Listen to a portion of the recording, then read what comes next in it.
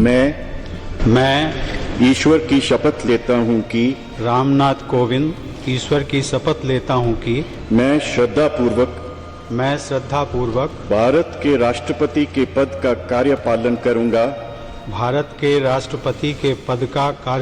करूँगा। राष्ट्रपति भवन में रामराज। रामनाथ कोविंद बने महामहिम। शपथ ग्रहण से पहले कोविंद पहुंचे राजघाट। राजघाट में कोविंद ने दी बापू को श्रद्धांजलि। सेंट्रल हॉल में राष्ट्रपति पद के लिए शपथ। चीफ जस्टिस JS खेहर ने दिलाई शपथ। भारत के 14वें राष्ट्रपति बने रामनाथ कोविंद। शपथ लेते ही कोविंद को मिली 21 तोपों की सलामी। देश के लिए आज का दिन ऐतिहासिक है। एक गणतांत्रिक देश के तौर पर भारत को 14वां राष्ट्रपति मिला। 14वें राष्ट्रपति के पद की शपथ लेने से पहले महामहिम रामनाथ कोविंद ने राजघाट पर अपनी धर्मपत्नी के साथ महात्मा गांधी की समाधि पर श्रद्धा सुमन अर्पित किया। इसके बाद कोविंद संसद के सेंट्रल हॉल पहुंचे। शपथ ग्रहण समारोह के लिए राष्ट्रपति भवन से संसद भवन को दुल्हन की तरह सजाया गया था। घोड़ों पर सवार मशहूर प्रेसिडेंट्स बॉडीगार्ड्स की कवायद और लिमोजिन के काफिले ने खूबसूरत नजारा पेश किया।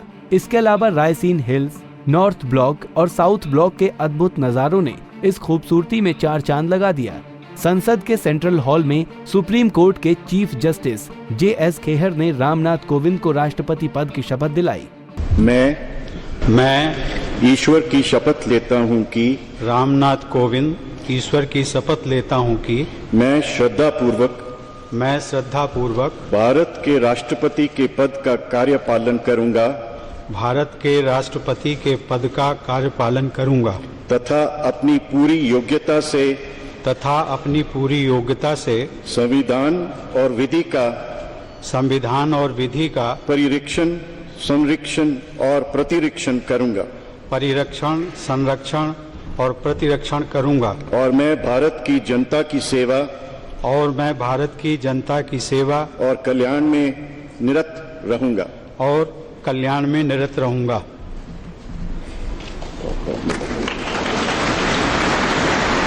नवनिर्वाचित राष्ट्रपति रामनाथ कोविंद के शपथ लेते ही तोपों की आवाज गूंजने लगी।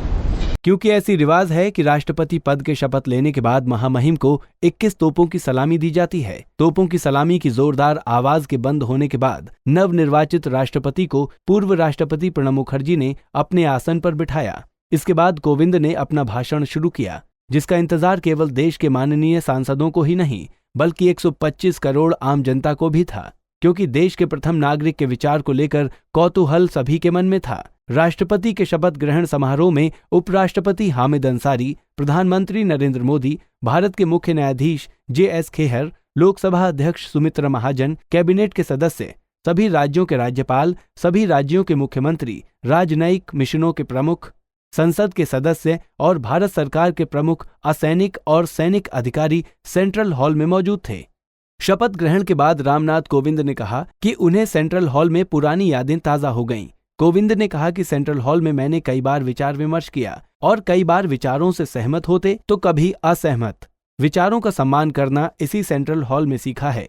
मुझे भारत के राष्ट्रपति पद का दायित्व सौंपने के लिए मैं आप सभी का हृदय से आभार व्यक्त करता हूं।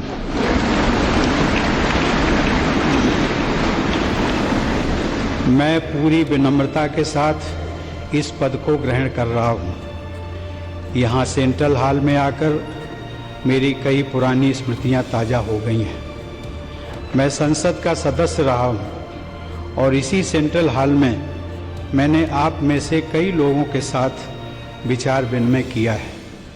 कई बार हम सहमत होते थे, कई बार असहमत, लेकिन इसके बावजूद हम सभी ने एक दूसरे के विचारों का सम्मान करना सीखा। यही लोकतंत्र की खूबसूरती है।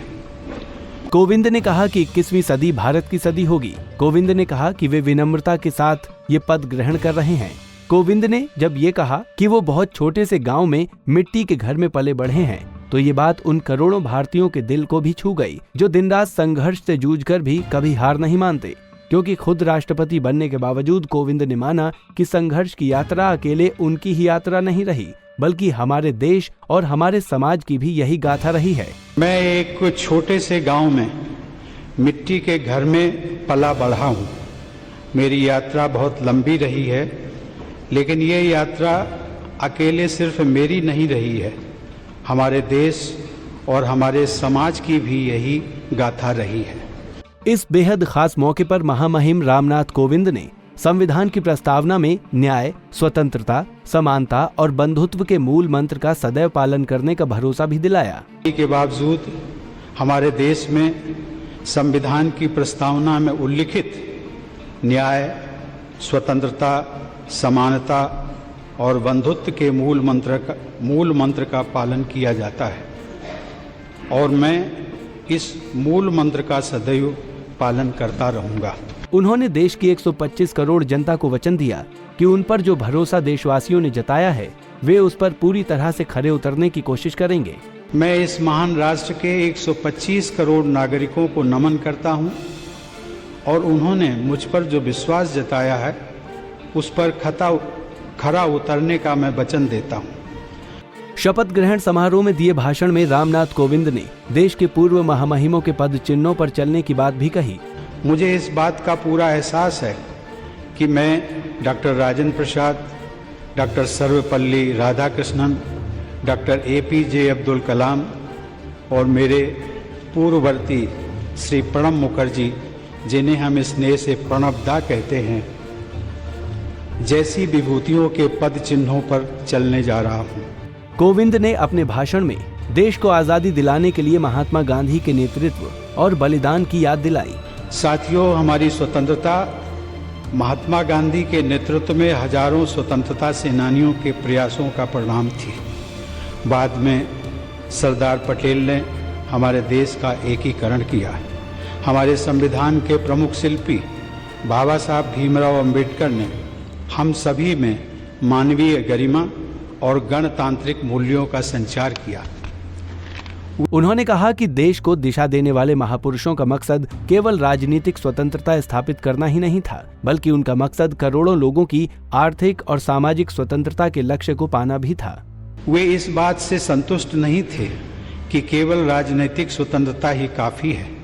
उनके लिए हमारे करोड़ों लोगों की आर्थिक और सामाजिक स्वतंत्रता के लक्ष्य को पाना भी बहुत महत्वपूर्ण था। रामनाथ कोविंद ने अपने भाषण में कहा कि देश की सफलता का मंत्र उसकी विविधता है। उन्होंने कहा कि देश में हमें राज्यों और क्षेत्रों, पंथों, भाषाओं, संस्कृतियों, जीवन शैलियों जैसी कई बातों का सम्मिश्रण देखने को मिलता है, लेकिन फिर भी हम एकजुट हैं। साथियों, देश की सफलता का मंत्र उसकी विविधता है। विविधता ही हमारा वो आधार है जो हमें अद्वितीय बनाता है। इस देश में हमें राज्यों और क्षेत्रों, पंथों, भाषाओं, संस्कृतियों, जीवन शैलियों जैसी कई बातों का सम्मिश्रण देखने को मिलता है। हम बहुत अलग हैं, लेकिन फिर भी एक हैं और एकजुट हैं। कोविंद ने 21वीं सदी में भारत का खाका भी खींचा। 21वीं सदी का भारत ऐसा भारत होगा जो हमारे पुरातन मूल्यों के अनुरूप होने के साथ चौथी औद्योगिक क्रांति को भी विस्तार देगा। इसमें न कोई विरोधाभास है और न ही किसी तरह के विकल्प का प्रश्न उठता है।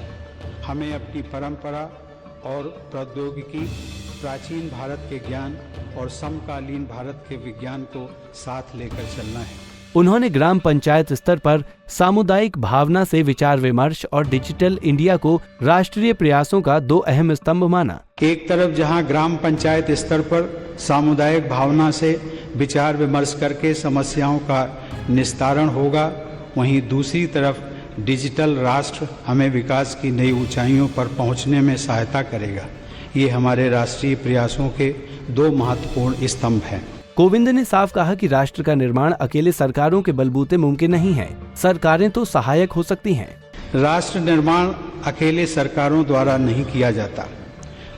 सरकार सहायक हो सकती है। वो समाज की उद्यमी और रचनात्मक प्रवृत्तियों को दिशा दिखा सकती है, प्रेरक बन सकती है। रामनाथ कोविंद ने कहा कि राष्ट्र निर्माण का आधार राष्ट्रीय गौरव है। कोविंद ने कहा, हमें गर्व है भारत की मिट्टी और पानी पर। हमें गर्व है भारत की विविधता, सर्वधर्म, समभाव और समावेशी विचारधारा पर। हमें गर्व है भारत की संस्कृति, परंपरा और अध्यात्म पर। हमें गर्व है देश के प्रत्येक नागरिक पर। हमें गर्व है अपने कर्तव्यों के निर्वहन पर। हमें गर्व है हर छोटे से छोटे काम पर जो हम प्रतिदिन करते हैं।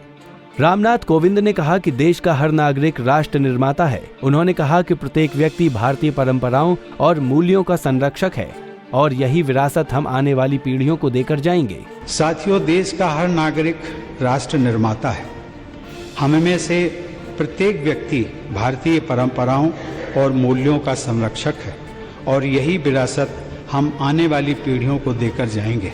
उन्होंने सेना के जवानों, अर्धसैनिक बलों, तपती धूप में खड़े रहने वाले पुलिसकर्मियों को, खेतों में खून पसीना बहाने वाले किसानों और महिलाओं को, 24 घंटे अथक परिश्रम करने वाले वैज्ञानिकों को, दूर दराज के गाँव में काम करने वाले नर्स और डॉक्टरों को, बुनकरों को, लोक सेवकों को राष्ट्र निर्माता करार दिया।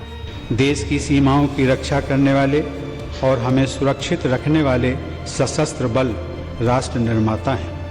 जो पुलिस और अर्धसैनिक बल आतंकवाद और अपराधों से लड़ रहे हैं, वो राष्ट्र निर्माता है। जो किसान तपती धूप में देश के लोगों के लिए अन्न उपजा रहा है, वो राष्ट्र निर्माता है। और हमें ये भी नहीं भूलना चाहिए कि खेत में कितनी बड़ी संख्या में महिलाएं भी काम करती हैं। जो वैज्ञानिक 24 घंटे अथक परिश्रम कर रहा है, भारतीय अंतरिक्ष मिशन को मंगल तक ले जा रहा है या किसी वैक्सीन का आविष्कार कर रहा है, वो राष्ट्र निर्माता है। जो नर्स या डॉक्टर सुदूर किसी गांव में किसी मरीज की गंभीर बीमारी से लड़ने में उसकी मदद कर रहे हैं, वो राष्ट्र निर्माता है। जिस नौजवान ने अपना स्टार्टअप शुरू किया है और अब स्वयं रोजगार दाता बन गया है, वो राष्ट्र निर्माता है। ये स्टार्टअप कुछ भी हो सकता है। किसी छोटे से खेत में आम से अचार बनाने का काम हो, कारीगरों के किसी गांव में कारपेट बुनने का काम हो, या फिर कोई लेबोरेटरी जिसे बड़ी स्क्रीनों से रोशन किया गया हो। वो आदिवासी और सामान्य नागरिक जो जलवायु परिवर्तन की चुनौतियों से निपटने में हमारे पर्यावरण, हमारे वनों, हमारे वन्य जीवन की रक्षा कर रहे हैं। और वे लोग जो नवीकरणीय ऊर्जा के महत्व को बढ़ावा दे रहे हैं, वे राष्ट्र निर्माता हैं। वो प्रतिबद्ध लोक सेवक जो पूरी निष्ठा के साथ अपना कर्तव्य निभा रहे हैं, कहीं पानी से भरी सड़क पर ट्रैफिक को नियंत्रित कर रहे हैं, कहीं किसी कमरे में बैठकर फाइलों पर काम कर रहे हैं, वे राष्ट्र निर्माता हैं। वे शिक्षक जो निस्वार्थ भाव से युवाओं को दिशा दे रहे हैं, उनका भविष्य तय कर रहे हैं, वो राष्ट्र निर्माता हैं। वे अनगिनत महिलाएं जो घर पर और बाहर तमाम दायित्व निभाने के साथ ही अपने परिवार की देख रेख कर रही हैं, अपने बच्चों को देश का आदर्श नागरिक बना रही हैं, वे राष्ट्र निर्माता हैं। नवनिर्वाचित राष्ट्रपति रामनाथ कोविंद ने कहा कि सदियों से भारत ने वसुधैव कुटुंबकम पर भरोसा किया है। सदियों से भारत ने वसुधैव कुटुंबकम यानी पूरा विश्व एक परिवार है के दर्शन पर भरोसा किया है। ये उचित होगा कि अब भगवान बुद्ध की ये धरती शांति की स्थापना और पर्यावरण का संतुलन बनाने में विश्व का नेतृत्व करे। उन्होंने कहा कि पूरी दुनिया में भारत के दृष्टिकोण को महत्व दिया जा रहा है। आज पूरे विश्व में भारत के दृष्टिकोण का महत्व है। पूरा विश्व भारतीय संस्कृति और भारतीय परंपराओं की तरफ आकर्षित है। विश्व समुदाय अंतर्राष्ट्रीय समस्याओं के समाधान के लिए हमारी तरफ देख रहा है, चाहे आतंकवाद हो, काले धन का लेन देन हो या फिर जलवायु परिवर्तन। वैश्विक परिदृश्य में हमारी जिम्मेदारियां भी वैश्विक हो गई हैं। कोविंद ने कहा कि एक राष्ट्र के तौर पर हमने बहुत कुछ हासिल किया है। एक राष्ट्र के तौर पर हमने बहुत कुछ हासिल किया है, लेकिन इससे भी और अधिक ज्यादा करने का प्रयास और बेहतर करने का प्रयास और तेजी से करने का प्रयास निरंतर होते रहना चाहिए।